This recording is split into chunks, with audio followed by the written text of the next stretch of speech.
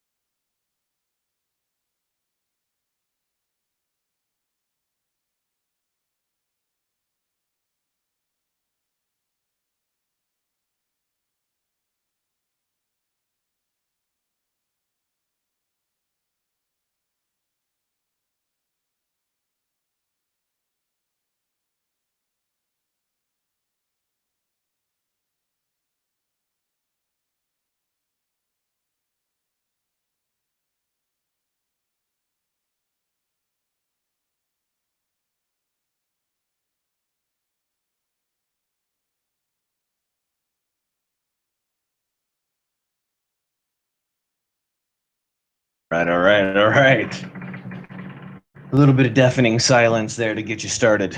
Everyone's been waiting for this show. Yep.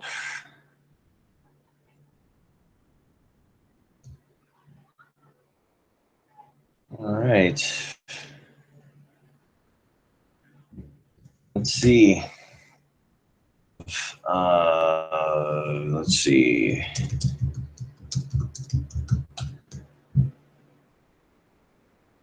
Said, are the Masons screwing with us? I'll just keep going here until I know you guys can hear me. I'm hoping that I'm coming through finally. All right, there we go. Welcome, everybody. I appreciate it, man. I got a lot of messages. I got phone calls. I got messages on every bit of my social media. People are excited for this show. And here's the thing. There's a lot of it. This is a flooded market, right? It's got me. Nope, I wouldn't let it. There's a flooded market for this. If you go to YouTube, if you check out websites, things like that, there's a lot of talk about secret societies. So for go out on that limb where it is a flooded market, it takes a little bit of courage to do so because not because of the recourse or the repercussions of their bad attitudes. I don't care about that. It has to do with there's a lot out there, you know, and kind of thinking. I want people to understand that because there is so much information out there, what I will be saying on this show today, most of the information as fact. These are the things that we know. Now, when it's conjecture, I'll let you know. And told me this is what a Demolay told me, and always try to delineate between those two. Now, that doesn't mean that anything that I am telling you, when it comes to, I mean, think about it, right? Even if a gentleman or somebody came forward and said, yeah, I'm the leader of, you know, I'm the Grand Mason for this lodge, and people around him said, yeah, that's our grand leader, Grand Poobah, you know, and said, you know, I'm going to tell you all my secrets and stuff. Would you believe him? Would you believe him? when I come out with it, when I tell you guys a lot of this information, there's going to be a lot of people that'll say, well, that's not right, or this is wrong, the data is wrong. The thing is when it comes to this subject, it is all up in the air because we don't have a discernible base for most of it. Now, there is a ton for secret societies. There is a ton of public information on these guys.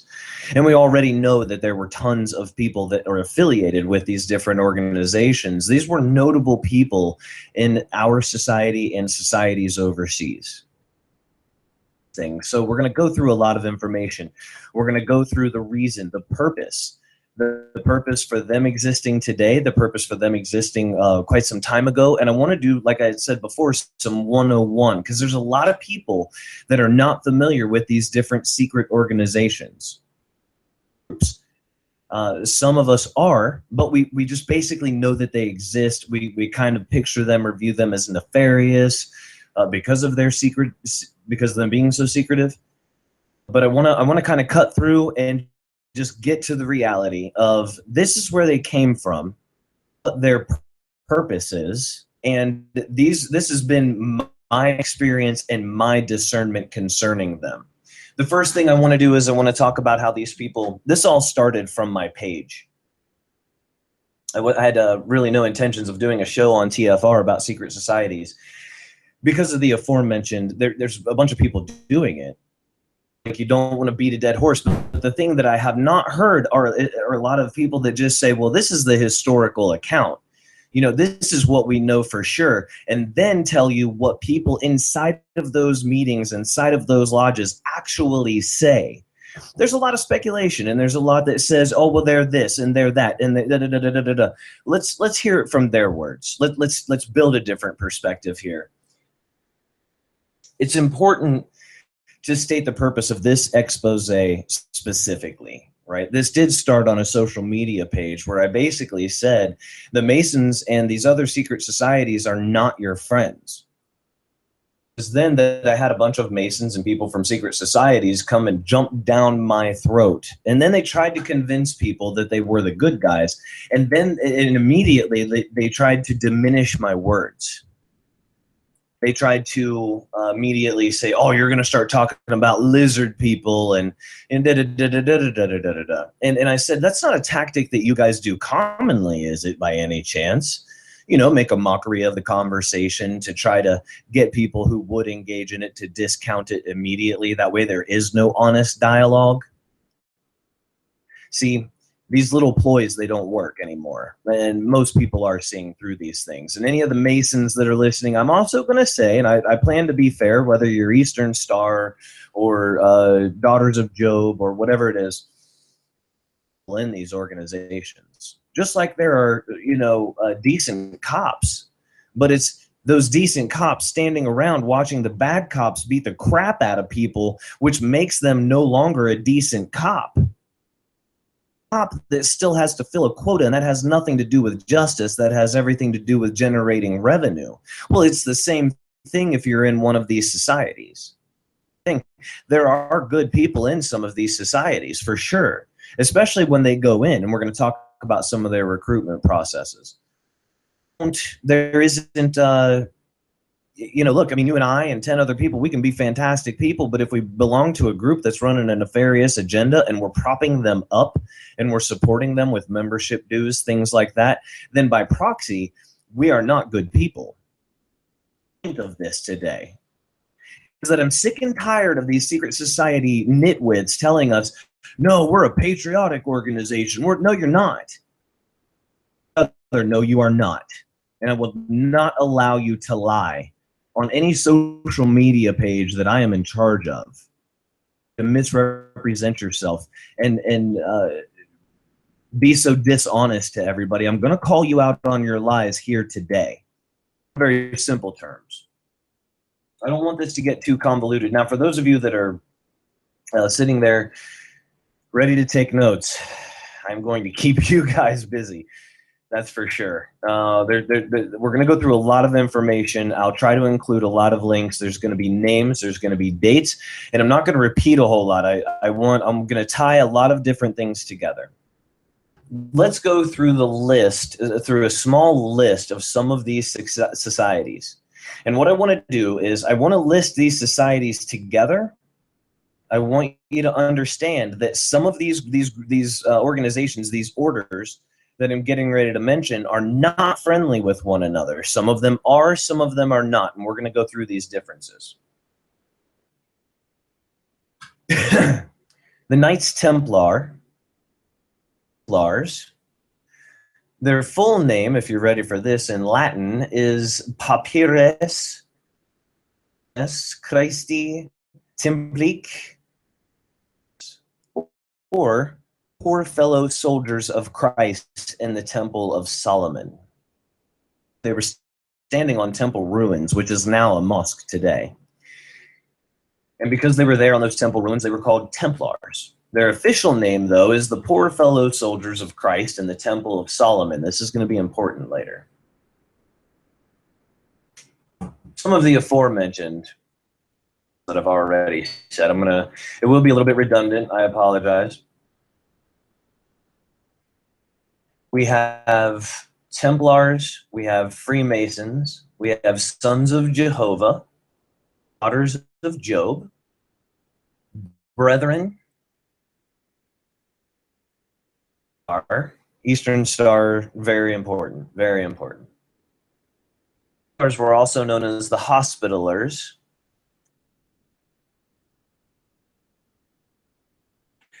De Molay, Order of the Enlightened, aka Molay is different from the Hermetical Order of the Order of the Enlightened, which is aka the Illuminati, and we're going to get to a little bit into them. There's somebody that is said to have founded them. Actually, there's a few.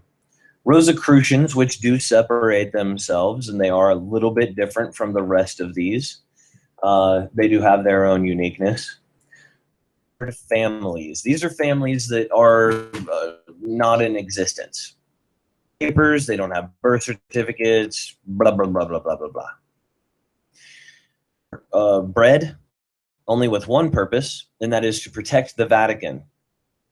They literally protect the Vatican relics, archives, books, secrets. Enemy of the Freemasons. But there's another group in here which most of you have probably never heard of. The Order of the White Dragon. They are Asian. And the reason I say Asian is because they will accept you if you're Japanese, Korean, Vietnamese, Laos. If you come from Asia Minor, Asia Major, if you have Asiatic descent. Order of the White Dragon was created, as far as I was told, and I had an initial conversation which came from a pretty credible source and a pretty incredible person, and then just on a whim, I took the information to a CIA. It was a former CIA clandestine guy who worked in China for like 25 years or 28 years or something. And he helped to build a bunch of schools out there. I asked him, I said, did you hear anything about the Order of the White Dragon? And his only response was a smiley face. They're only here, their sole purpose is to preserve Asianity, all Asian culture, and they are anti-Masonic. Case of Western influence, they didn't want anything else to do with it. One of the more famous ones, the Bilderberg. I put them in because my eye doctor yesterday told me that, so I thought that was funny. But these are some of the ones that we're going to focus on today, along with the Italian Mafia. And if you say Vatican, you're already automatically talking about the mob. So yeah, and if you're here, by the way, you are now an honorary member of the First Order of Electrified Bags of Water. Congratulations. I hope that that can be a source of pride for you. Yeah, Derek isn't with yet, by the way. He had a doctor's appointment, and he is zooming on his way home, dodging moose the entire way, and trying to get back. So we'll see him shortly. All right. So those are some of the different societies. Those are some of the different groups. But how did they get here? And who is doing this? Like, where does this come from? You know what I mean? Where are the origins for something like this? You know, why, right? Why would you do this? Why would you have a secret get-along gang? Well, these organizations, if not all of them, are born out of religious purpose or religion. So religion is at the root of all of these. If you ask anybody in the intelligence field, they'll tell you the reason why the Vatican is the granddaddy of them all when it comes to intelligence is because they've been on the block longer than anybody else. Those were the words that were given to me by one of our only 300 military intelligence officers. Out of our whole United States military, counterintelligence, we only have 300 counterintelligence officers. I've managed to speak to 2 of them. I think they were, I don't know. I think they thought I was somebody I'm not. And then they found out and they were like, well, that was a waste of time and money, but whatever. These guys, when it comes to intelligence, the Vatican is the best. Comes to a lot of the Vatican oppression that has happened and a lot of their allegiances that have, you know, they'll have an allegiance with somebody and then all of a sudden they don't. And this has happened throughout history, whether it was France and ecclesiastical courts or the Knights Templar, and we'll get into a little bit of that. And then this is religion as a whole. You know, this is what they have done. There's always been, you know, a form of governance that typically is surrounded by religion. This is one of the things that sets America, was supposed to set America uniquely away from the world, was freedom of and from religion. And but most all societies, cultures, civilizations had everything to do with some type of religion. Well, when had literally killed people over math problems. Literally. And this is where the debates over the Julian calendar, and then eventually America gets April Fool's Day. They killed people over math equations. Well, at one point in time, the Pope was in an argument with Galileo, and they actually got into quite a bit of verbal confrontation, and that would have been enough to get Galileo killed. And they weren't on the best of terms. And it was one of these times specifically that the Pope ordered the death of a person over a math equation. And Galileo was disgusted when he left Vatican quarters, and he never even made it outside of Vatican City. He was in the courtyard, and he was approached by another gentleman. And the gentleman started to talk to him, and he said, I see that you understand that you're not restricted by the religious principles and canons, and that you do have scientific knowledge as well. I'd like to introduce you to some friends of mine, and I would like to, introduce you to a study that we have. He goes up and he sees familiar faces from the Vatican, and he sees people that he recognizes from other places, and he sees people that he didn't recognize at all. Introduced themselves as those who were enlightened or illuminated to the truth. The origin stories of the Illuminati.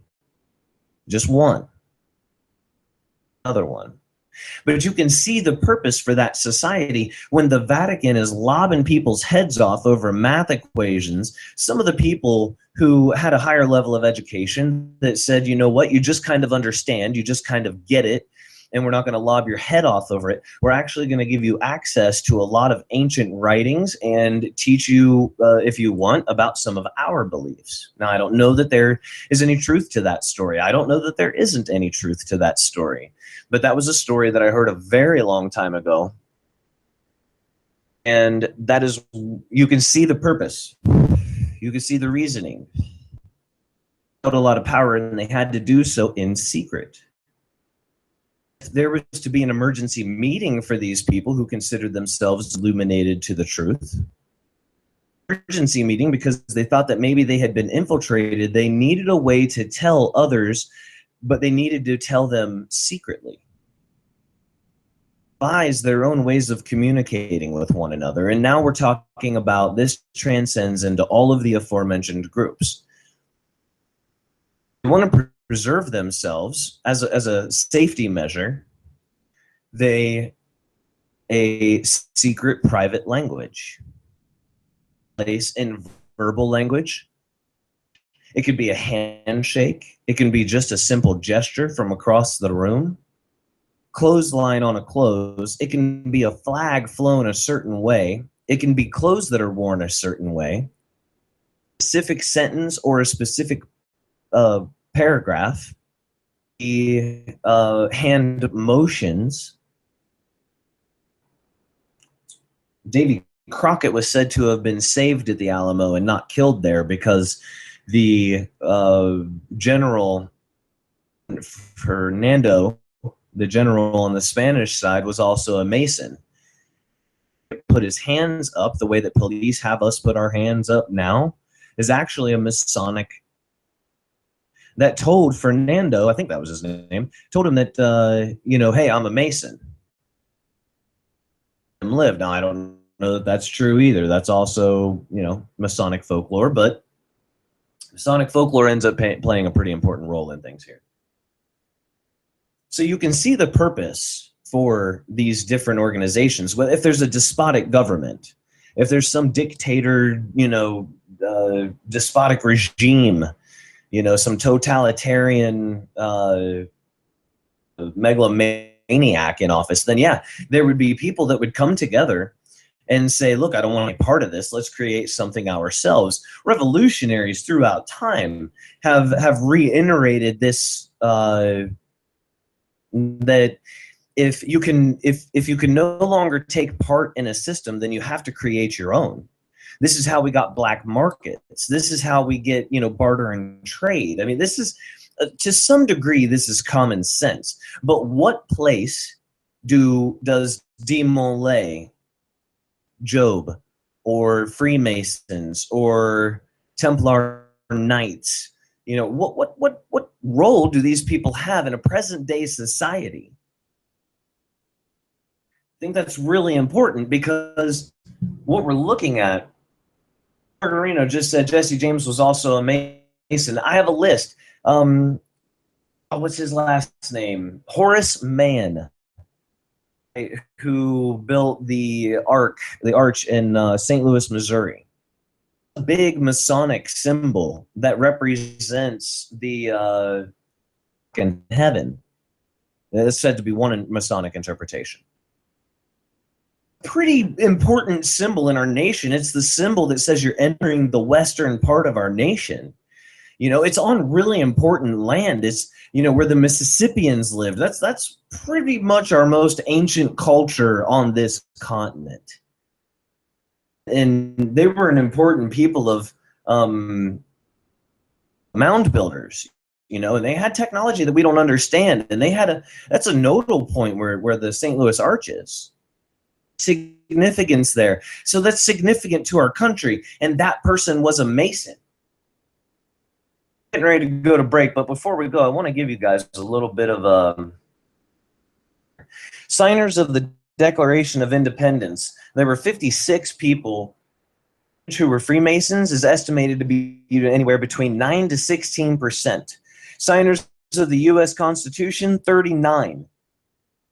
13 to 33% were said to be Masons. 33 is a very important number in Masonic ritual and tradition and belief. Generals in the Continental Army, there were 74. 46% of them were said to be Masons. And that's off of Bessel.org. Bessel, Bessel.org. Bessel is known as one of the authorities concerning Masons. You're talking about an entire lifetime of work dedicated to understanding the Masons from the outside, from an outside looking in. I hope that I've started this off concisely enough. I want this to be an informative show that talks about all of this is going to speak to the effect of it towards the end of this as to why it is these people are no good. We've already started to get into what position do they really play in today in today's role? Is it an economic position? Is it socioeconomic? What are we looking at? What position do these people have in our lives today? What are they doing today? We know that they're all around us. We understand that the origins come from different positions, countries, most of which was based upon religious oppression, and we get that. But when we look at today, what are they doing today? If you take the Exxon Mobil sign, take Exxon, turn it to the right a little bit, the two X's now become two Templar crosses. And guess what? Color they need to be, white and red. We're letting people know who are in those societies, this is a Templar nation. Our architecture, it's Masonic and it's Templar. They let people know that, if you're De Molay or Rosicrucian, or if you're in the Vatican, or if you're Mafia land, this is Templar land, not Vatican land. We'll get a little bit into that. We'll get a little bit into some of the books that they have in their lodges are some of the most ridiculous pieces of propaganda you'll never lay your eyes on. One of which is the Freemasons Encyclopedia. It literally talks about them going through South America, fighting the Catholic Church, and ladies and gentlemen, they claim they won throughout all of South America. Let me ask you something. Do you want to join an organization that claims victory, beating Catholicism through all of South America when you know Catholic? I don't know. Maybe you do. I sure don't. I've been to South America, and I can tell you it's a weird version of Catholicism, too. We'll be back here in a minute. Freedom, freedom, freedom, freedom, freedom, freedom. Sometimes I feel like a motherless child. Sometimes I feel like a motherless. Is Truth Frequency Radio. No hate, no hype, no fear. Real people, real radio. Well, come on, all of you big strong men. Uncle Sam needs your help again. Got himself in a terrible jam way down yonder in Vietnam. Put down your books and pick up a gun. We're gonna have a whole lot of fun. And it's 1, 2, 3. What are we fighting for? Don't ask me, I don't give a damn. The next stop is Vietnam. And it's 5, 6, 7. Open up the pearly gates. Well, there ain't no time to wonder why. We're all gonna die.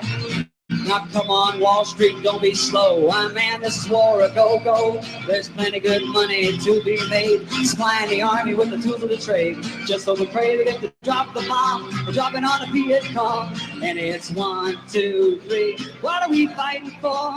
Don't ask me, I don't give a damn. The next stop is Vietnam. Yeah, Horace Mann is the father of the U.S. Department of Education, and the arch was built by Eero Saarinen. Too confused, I apologize. Eero Saarinen, he actually gave the contract to build the arch, Mason, but he was the designer. He was the guy in charge. So.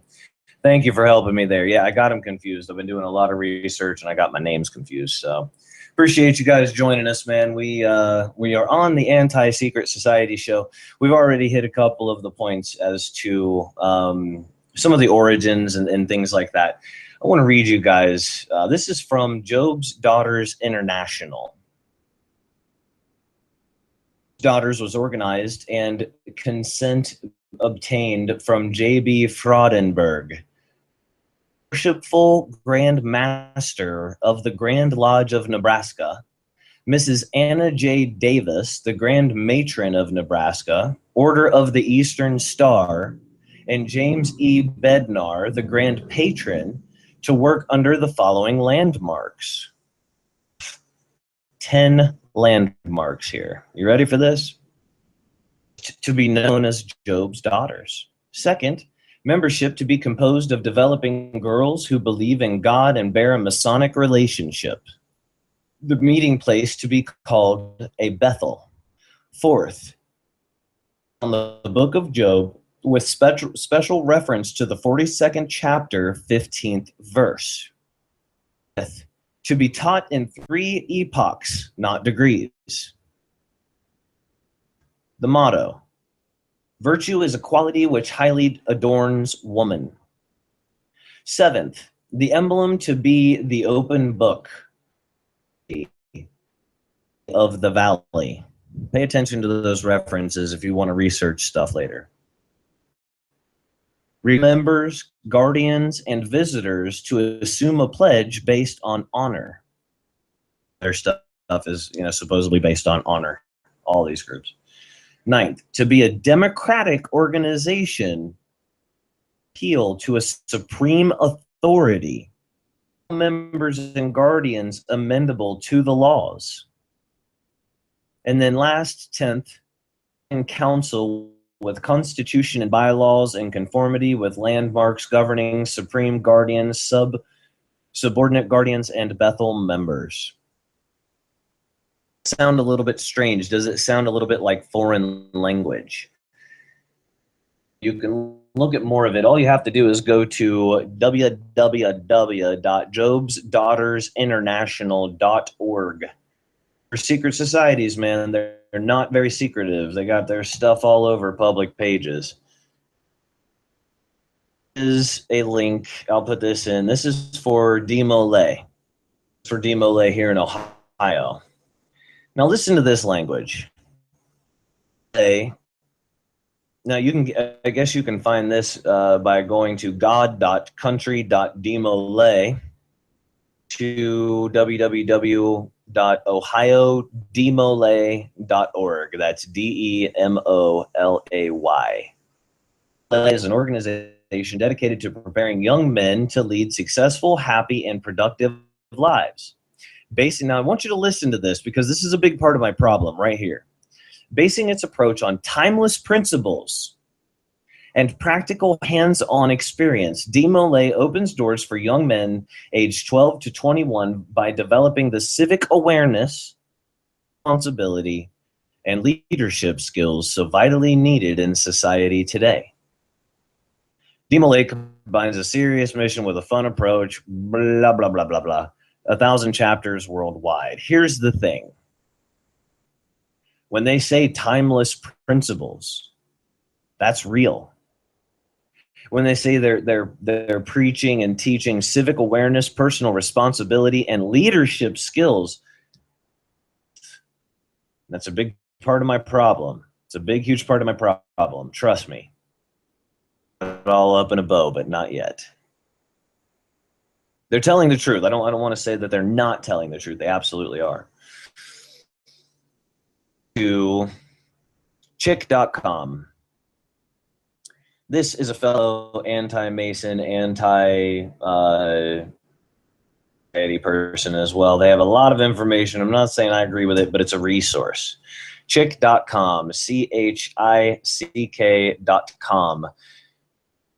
BC/205/demolay.asp, and that'll take you straight to where it talks about there's an excerpt from Masonry Beyond the Light by William Billen. They talk about how it's an order. DeMolay is an order for boys, but curious because Jacques Demolay, he was the last Grand Master of the Templars, and the Templars to it at a really high level to be involved in pedophilia. So they said that basically this is all like, it's a big joke. It's a big nasty joke that DeMolay would be for boys. Now understand, DeMolay was a very controversial figure within all of these secret societies. Still is today, still is highly debated today. And not a lot of people believe the story about how he allowed himself to be killed by the church. The Vatican had conscribed the Knights Templar to secure the trade routes that led to Jerusalem. To do so, they had to kill Muslims. Good at their job, and they secured the trade routes. Next thing you know, the churches were making a lot of money, enough to fund war for crusades. The Muslim general Saladin, widely famed, disallowed a lot of it, Masonic principles. He also understood the Vatican Church. The Templars were working for until Valentine's Day. It was a Friday 13th. They ordered the death of the Templars. This was an order of knights. These people could fight, but they also had great wealth, and they also were connected to all the people who had money and power and influence. They tried to get all of them, and they tried to get their wealth. Even though the Vatican Church tried to eradicate them. So any information that you can get about De Molay, you get about any of these groups, is going to be conjecture. But De Molay specifically is incredibly controversial. In France in 1244, he joined the order of the Knights Templar at the age of 21.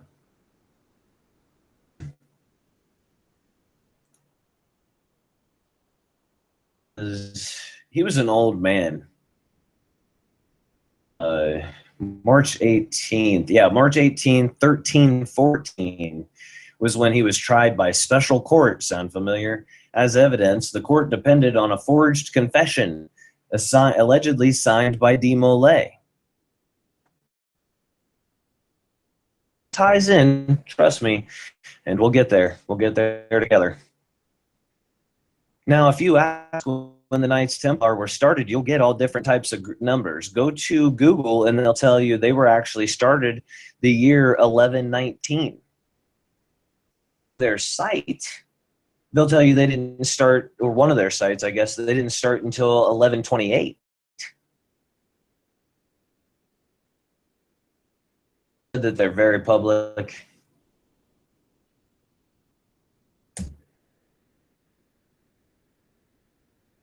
A link.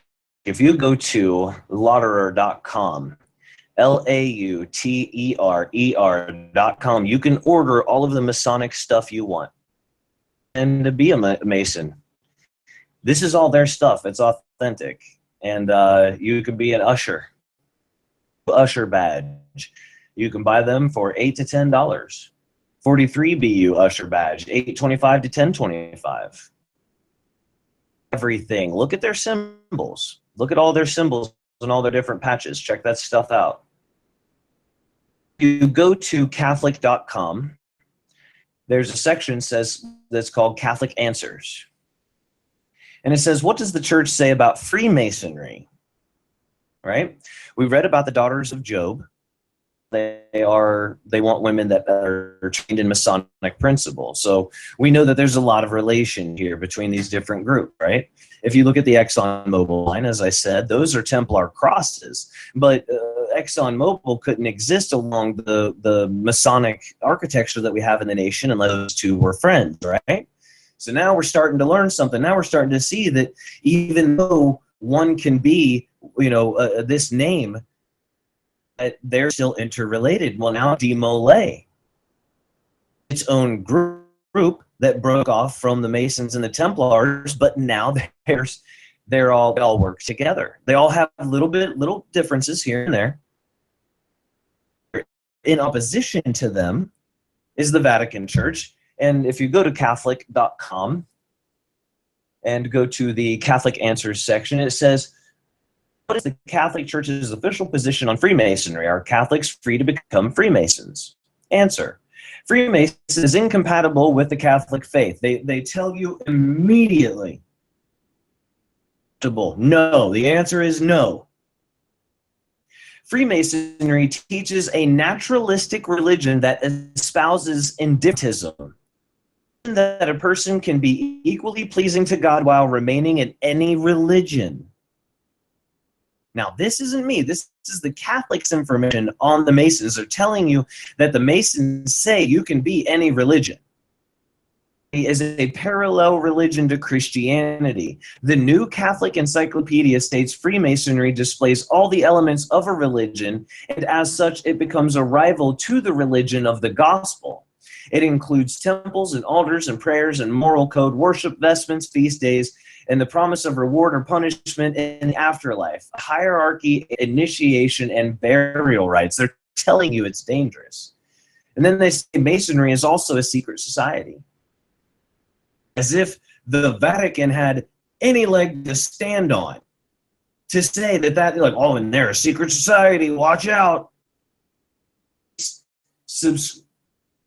Subscribe to secret blood oaths that are contrary to Christian morals. You see how they're painting them. So now they're not only saying you can have any god, but you're going to be doing blood rituals. Mason swears that if he ever reveals the secrets of Masonry, secrets which are trivial and already well known, he wills to be subject of self-mutilation to gruesome execution. The picture, I'm not going to read anymore, I'll send you guys the link, but you see the picture they're painting here, right? They're just like blah, blah, blah, blah, blah, blah, blah. They say historically one of the Masonry's primary objectives has been the destruction of the Catholic Church. I mean, they're telling you they are our enemy. They are our enemy. Now, this becomes really important in your life today.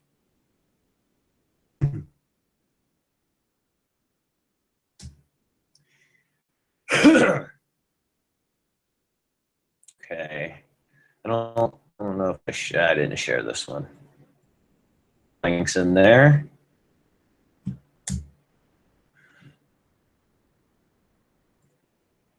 Are you familiar with the name? I swear to you, I'll tie all this up in a bow.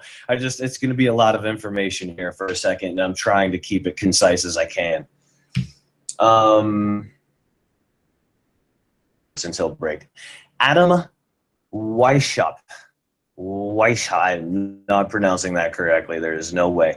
Weishaupt.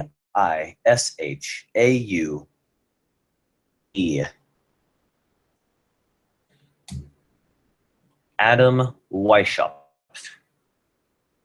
He was born in 1748 of Jewish parents who grew up in the Catholic faith. When his father, George Weishaupt, died in 1754, young Adam was turned over to be raised by Jesuits. Now, that's the first time I've mentioned Jesuits here today. Make no mistake.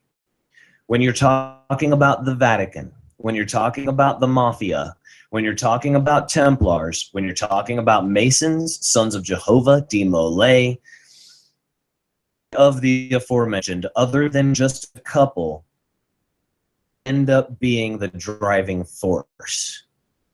Oddly enough. And it ends up that they're the bearers of knowledge. They're the ones that hold all of the ancient knowledge. And that was something that I had learned. Jesuits have their hands in all of this. To Jewish parents by his godfather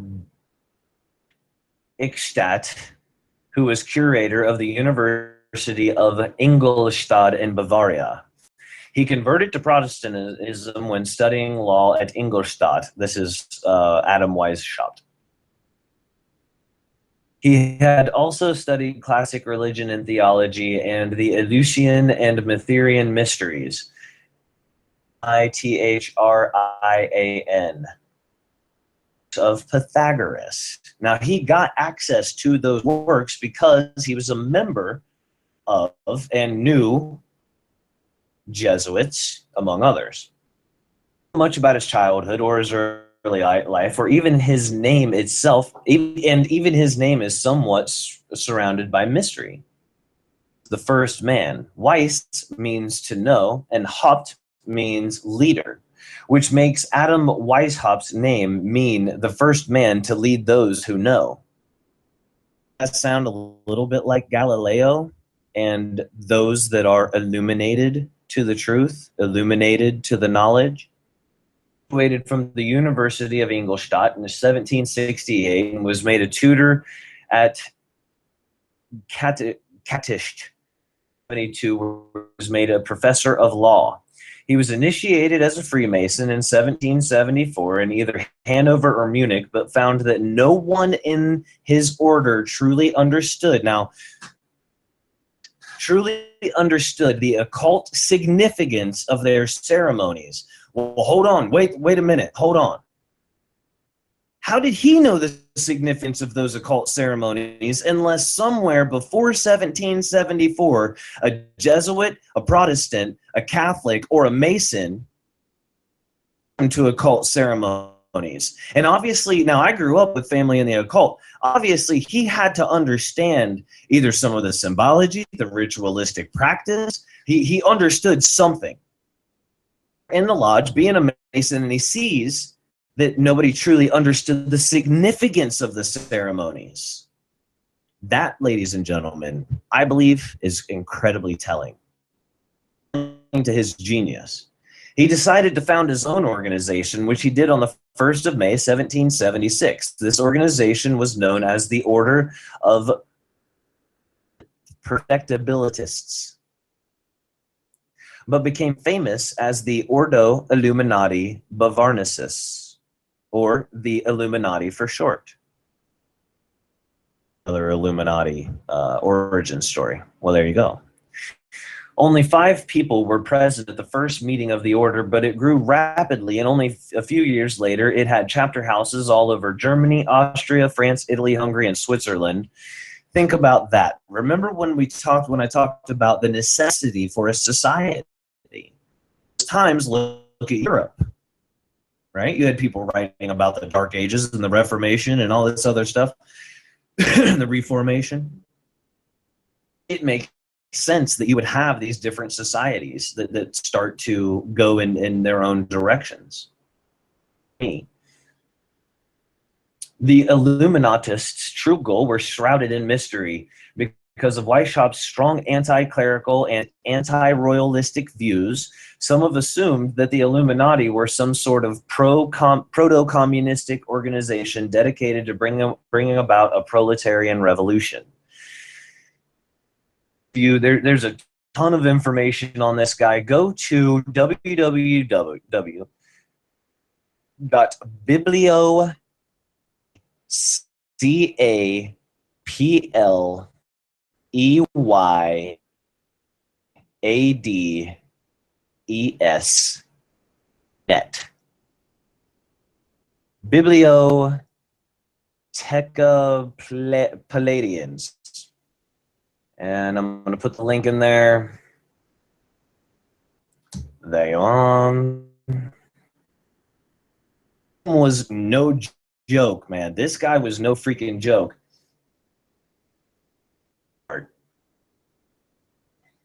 Others have seen them as anarchists or descendants of the Cathars, or the Knights Templar and the assassins of Hassan el-Sabah.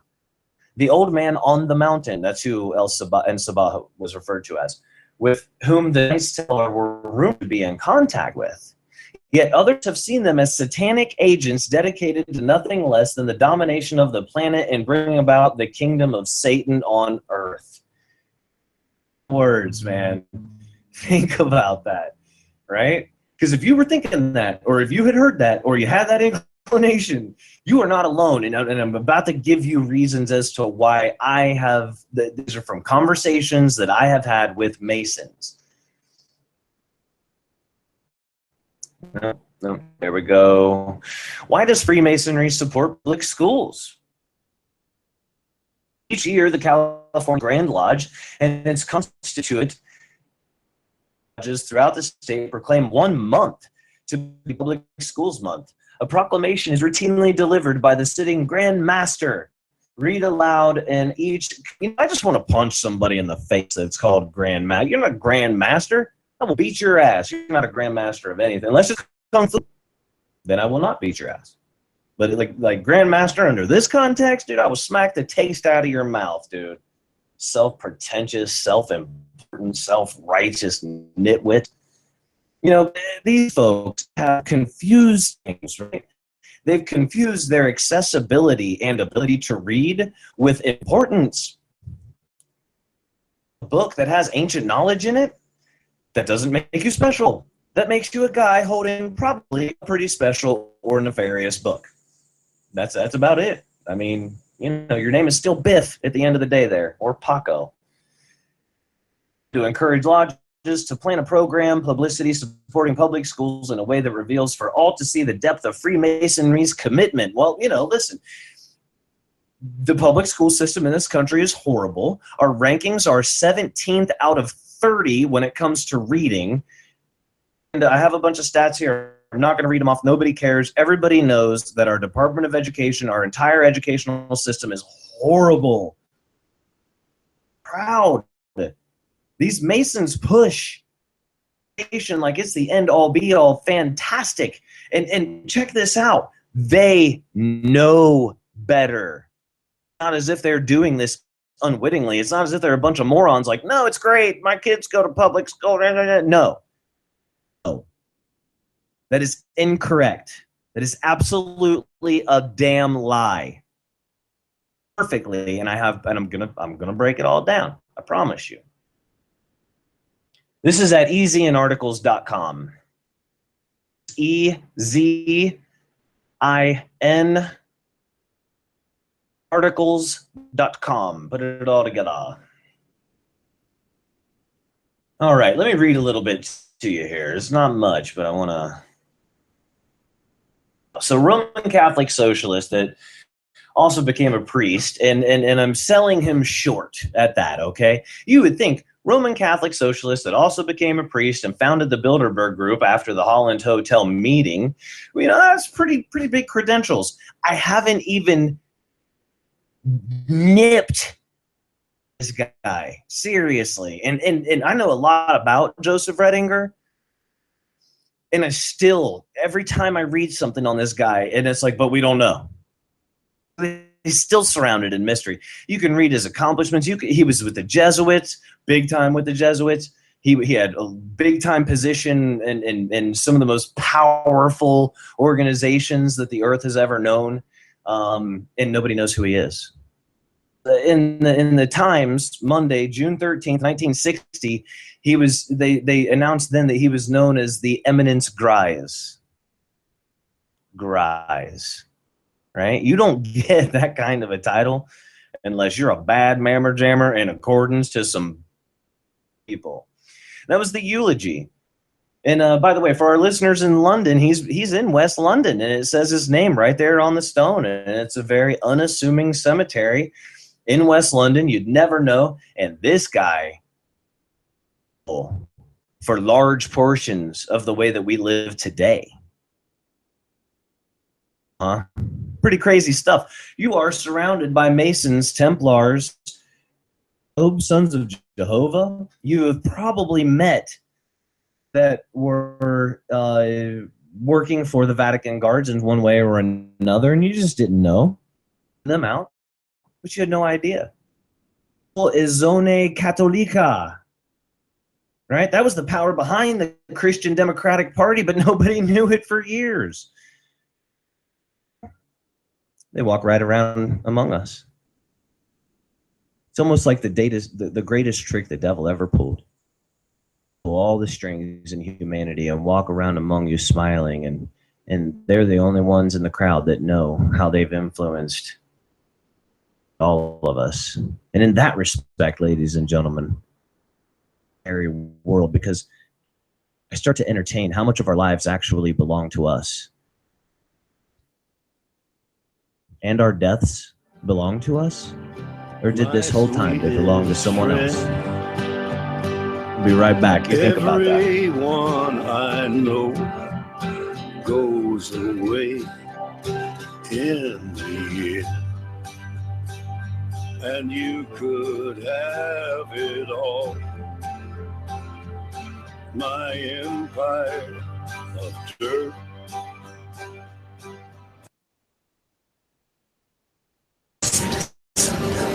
We are TFR, Truth Frequency Radio.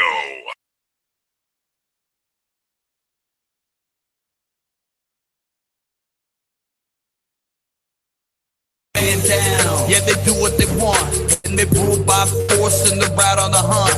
Man down. They put another in the ground. I got tanks and troops headed to your town. Man down, it ain't a game, it's a shame. It's why I don't play, cause they run the game. Man down, yeah, they do what they want, and they rule by force and the rat on the hunt. They say that's the way it is, but it's sick cause the kids deserve more than to live in the world like this. I'm pissed, I'm phased in the rage and hot in the flash and the bang grenades. I'm burning alive cause I'm burning inside. I'm a man on fire cause another man died. I'm appalled, let's just list them all. I'm sure I'll miss a few and a few will applaud. They punch kids, shot kids, taste pregnant ladies, take a baby. All right, we're back. Cuts on the hands of veterans. It choked the peacemaker. He broke up a fight and then I hope I'm doing okay thus far. The Truth Frequency Radio audience and crowd can be a bit intimidating because they're pretty highly educated, and I know that you guys you're very familiar with shows like this, secret society shows, even though this is an anti-secret society show. At the end of the show, though, I do want to ask, and we'll wait until the end, I do want to ask how you guys, and I want your honest critique, man, seriously, tell me how I did. You know, did I do a decent job? Does it sound like some of the other shows? Is it even competitive? It's intimidating that we have a crowd that is as highly educated as you guys are on all this stuff. And then it's even more intimidating that this is a flooded market. There's the whole freaking world talking about this. And I guess it's because we have a lot of questions, you know, and people don't really know. Are these nefarious organizations? Where do they come from? What purpose do they serve? What the hell are they doing here? Why does the ExxonMobil sign look like Templar crosses when I tilt it to the right? Well, because it is. Appreciate you being here. I know you got choices and things. I believe you're here with purpose and reason. The headlines today. So here, real quick, Milwaukee, Wisconsin has black folks rioting, searching for white folks. So they're pushing the race war agenda on you there. And the Hillary Trump fiasco still doesn't matter. Those people can say whatever they want. I don't know why anyone would be a party to a member of either of those parties. So, you know, there you go. News. All right, back to where we're at. We've talked a little bit about where these guys come from, you know, who are some of the names, what are some of the dates. Check this out. This is interesting. Redinger, otherwise known as Eminence Grise, G-R-I-S-E, eulogy in the Times, Monday, June 13th, 1960. And he was an interesting guy, right? Father's death. He was cared for by Count Zamoyski. He was the head of a wealthy Polish family. He was raised by his mother, who was a prolifically known woman. She was known as the pillar of Catholicism, the patriotic tradition in her country. Zamoyski introduced Redinger to very distinguished clergymen in France. Another person here, a friend of Zamoyski, who was Ledachowski. Ledachowski was a general for the Jesuits and also a count. Even more confusing here. Dr. Luigi, in major contact at the Vatican of Zamoyski, Redinger, and Ledachowski. Vatican contact. He was the Vatican contact. He was their inside guy in organizing efforts within their little countercultures. Was also the head of the Azione Cattolica, which was the power behind the Christian Democratic Party, which no one knew that. Laughing at the Christians the whole time. And that comes from Joseph Redinger's own memoirs. He wrote that. Now, Lucky Luciano, who was a mafia guy, responsible for the heroin in the U.S. in the early days, the first days of heroin. Now, let me get this straight. If anybody's confused about the Vatican and the mob, I just need you to watch the Godfather movies. Celebrate the relationship between the mob. being the Vatican's hired hand. You need a hitman, intelligence organization like the Vatican, the granddaddy of them all, that's been around the longest. You're going to need elements to stay around. Well, the mob ends up serving these functions and purposes for the Vatican pretty well, whether it's moving information, moving people, moving supplies of things, or drugs. Now, the Vatican churches, when we went to Vatican.com and went to Catholic Answers, or I'm sorry, Catholic.com, and went to Catholic Answers section, they made it known that the Freemasons are their enemy. Now, let me get this straight. Lucky Luciano's bringing heroin into the country filled with Masons, who are his enemy of the Vatican Church. Are people starting to understand things now? There are secret societies around you, and they do make moves, goals, and they've had them for a long time. And their enemies they hate fiercely. Of the Vatican's enemies. You need to understand the dynamics, not just that these societies exist secretly. You know, their purpose, not just the origin. Now, Lucky Luciano said in his biography, Double Cross, Deception. He was connected with the Vatican just like any other Italian mafia family.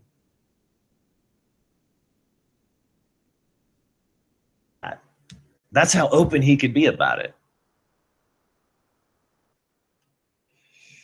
That order where you see the mobsters let the picture burn in their hand and Nostra. Starting to make a lot of sense, huh? Vatican speaks in Latin. The mob's official name is in Latin. Meetings in the Vatican. Now we know who the players are. We have a good idea of the major players, and we have a good idea as to who is on what side, who's on whose side, and kind of the function of what's happening here. We have an idea. But did you know that Michael Sedona, a Jesuit, educated in Italian economics. He was known as an economic wizard. He was also the financial advisor to the Vatican's financial advisor. He was financed in large part, by the Godfather movies. Another mobster. Yeah, man. Go to globalnetwork.info. Vatican removed 14 books of the Bible. It ends up the Book of Wisdom and all these other things, and they give you parts of those books. So it's very informative indeed. And they don't mean to snitch out stuff about the Masons and stuff, but when you do research, you cross-reference themselves frequently. So if you go to Lucifer Lies Exposed, that's a YouTube channel.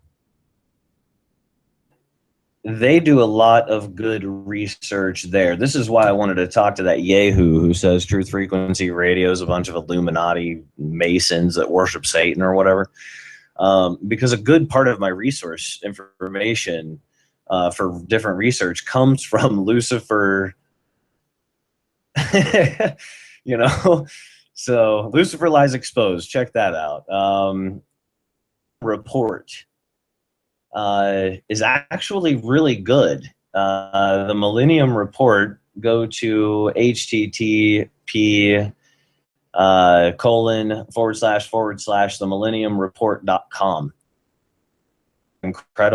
Incredible information there.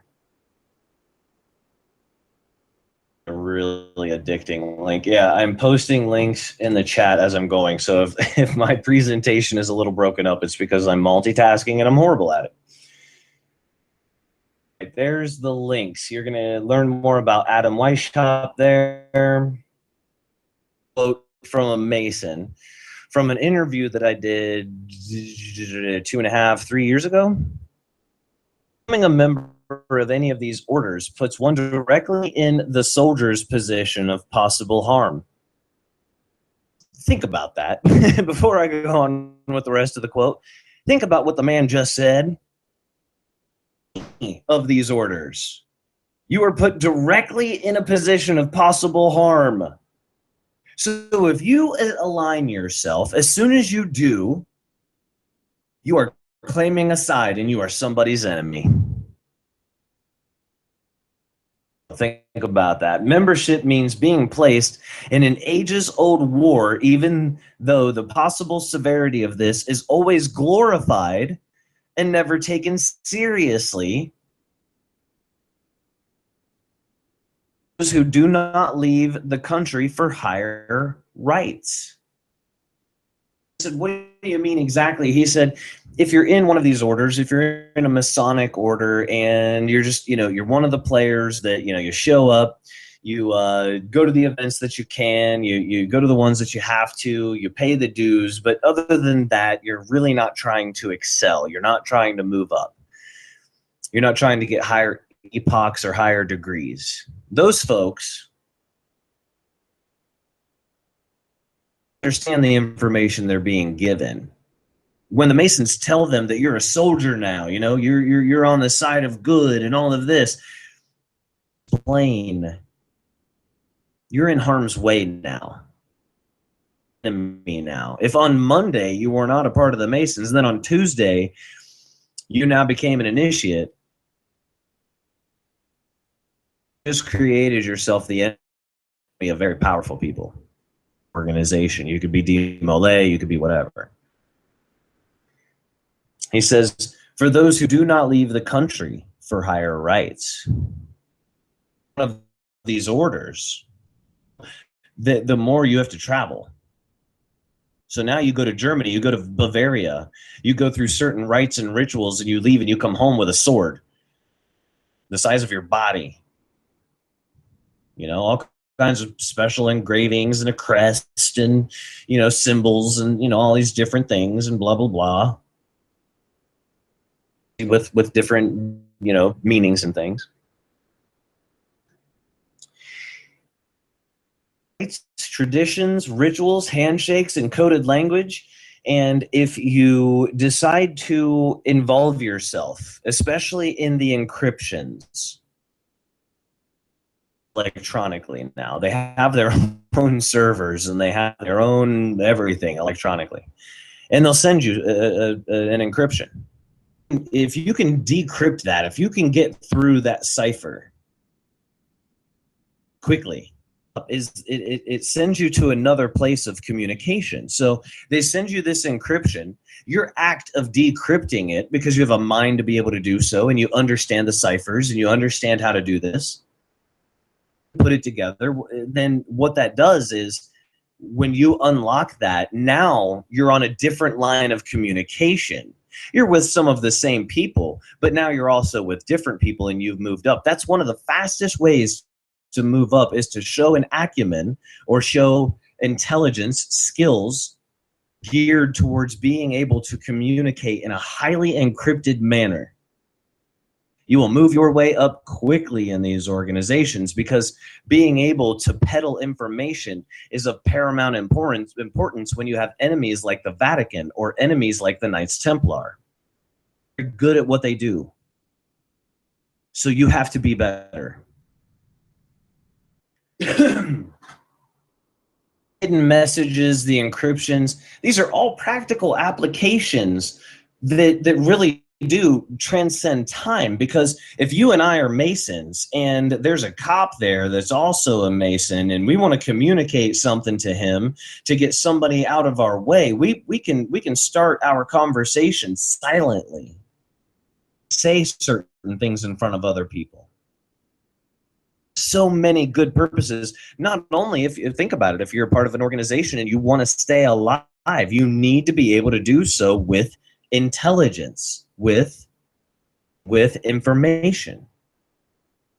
So these things make sense. I've never said that it was nefarious that the Masons or the Templar or any of these people speak in code, that they have encryptions and ciphers and that they have handshakes and all of these things. I don't care.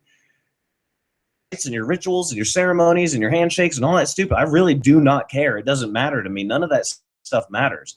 keep your sacred rites, keep your sacred rituals, keep them at a distance out of my life. But that's impossible, unfortunately. So as nefarious as it may seem, it's common sense for any of these groups that wishes to keep its activities, beliefs, or motives a secret that they have to do so through the practical application of and coming up with your own rites and your own rituals and your own handshakes and your own mannerisms and your own, all of the bumper stickers, I guess, symbols. Now, why is architecture so important, and how does it communicate to the world? Communicate, right? Because we hear this a lot with the Masonic tradition. Well, think about it. If you're the king of a land, and builders were people that built, say, in like the Green Dragon Tavern, where Sam Adams and Paul Revere and then eventually John Hancock all hung out. Really stoned and started a revolution while they were drunk and high. Not a joke. Had hidden walls. Now, if you've ever seen old furniture has hidden compartments in the drawers and things. Why is that? You don't find that anymore. Now you get your furniture from Walmart and it's a drawer and it is what it is and there's nothing hidden and da-da-da.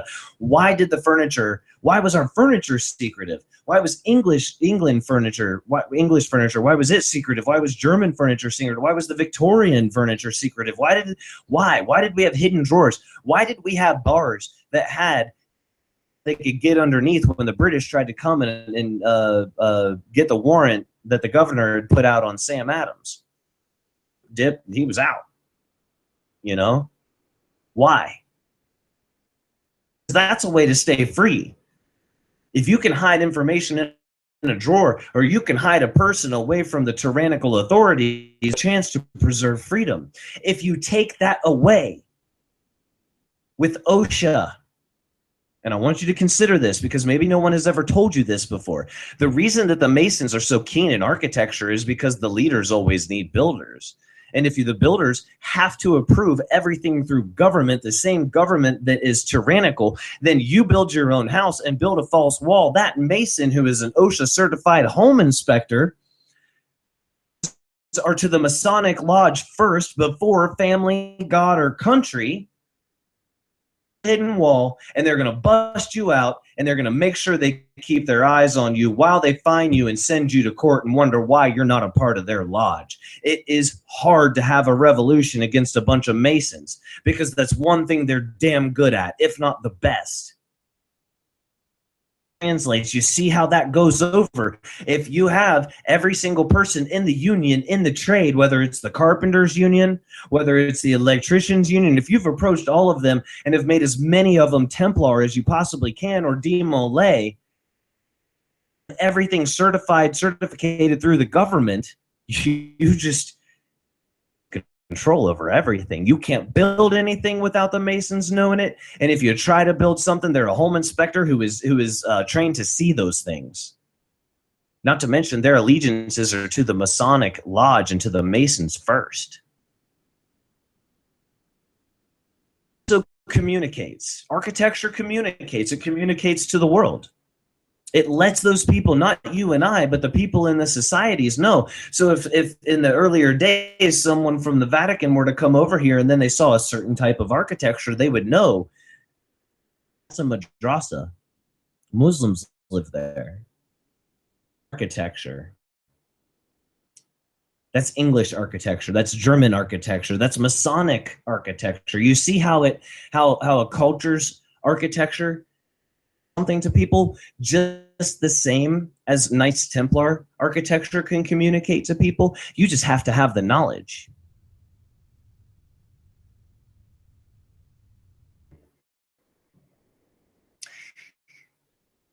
Architecture is also tied to sacred geometry. Geometry is part of the knowledge, the ancient knowledge that these different orders and these different sects hold on to, and they covet greatly.